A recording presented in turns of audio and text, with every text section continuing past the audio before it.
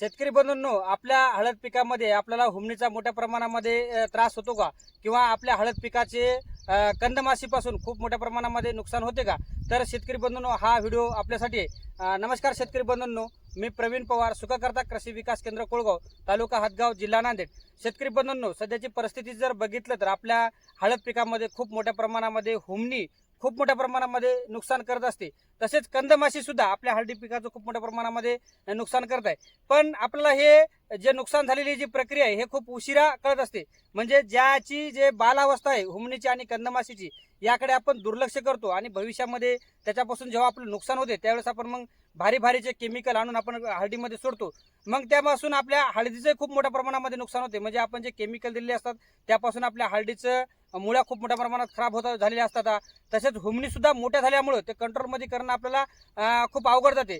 तसंच कंदमाशी सुद्धा, आता बऱ्याच शेतकरी बांधवाची उष्णतेमुळे हळद जमिनीमध्येच नसली आणि त्यामध्ये कंदमाशीच्या आताच अळ्या त्याच्यामध्ये तयार झाल्यात. म्हणजे हा प्रादुर्भाव भविष्यामध्ये खूप मोठ्या प्रमाणामध्ये वाढणार आणि आपल्याला कंदमाशी आणि हुमणी याच्यापासून आपल्या हळदी पिकाचं खूप मोठ्या प्रमाणामध्ये नुकसान होणार. तर शेतकरी बंधूंनो, आपण जर प्रिव्हेंटिव्ह, ज्याला अगोदरच जर आपण याच्यापासून थोडीशी जर त्याचं संरक्षण जर केलं, म्हणजे अतिशय कमी खर्चामध्ये आपल्याला प्रिव्हेंटिव्ह याचं नियोजन करता येते आणि भविष्यामध्ये आपल्या हळद पिकाचं होणारं नुकसानही टाळता येते. आणि आपल्याला केमिकलमधून जे आपण हुमणीसाठी कंदमासाठी जे केमिकल वापरतो याच्यापासून आपल्या जमिनीतले जे हळदी पिकाच्या मुळ्या आहेत किंवा आपल्या जैवसृष्टीचं जे नुकसान होत असते जैविक गोष्टीचं, हे सुद्धा आपल्याला टाळता येते. त्यासाठी शेतकरी बंधूंनो, सुखकर्ता नेहमी जे प्रॅक्टिकली गोष्टी अनुभवते आणि चांगले रिझल्ट देणारे प्रोडक्ट नेहमी शिफारस करत असते. तर शेतकरी बंधूंनो, याच्यासाठी आपल्याला फार्मापेक्स नावाचं जे प्रोडक्ट आहे याचं प्रमाण एकरी आपल्याला 2 लिटर घ्यायचं आहे. आणि याच्या सोबतीला दुसरं एक प्रोडक्ट आहे, ते म्हणजे मेटापेक्स नावाचं प्रोडक्ट आहे. याचं सुद्धा प्रमाण 2 लिटर घ्यायचं आहे.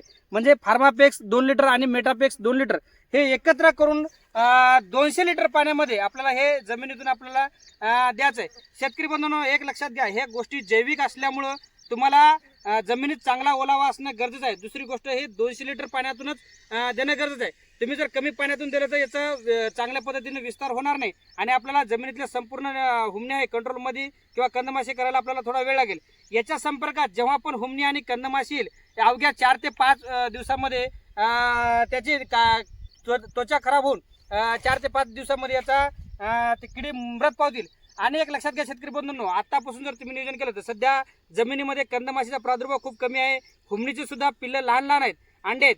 आता तुम्हाला लॉंग ड्युरेशन म्हणजे 2 ते 3 महिने आपल्याला चांगल्या पद्धतीने त्याच्यावर नियंत्रण मिळेल आणि आपल्याला खर्चही कमी होईल आणि उत्पादनातही घट होणार नाही आणि आपल्या हळद पिकाला, जमिनीला कुठल्या प्रकारचं नुकसान होणार नाही.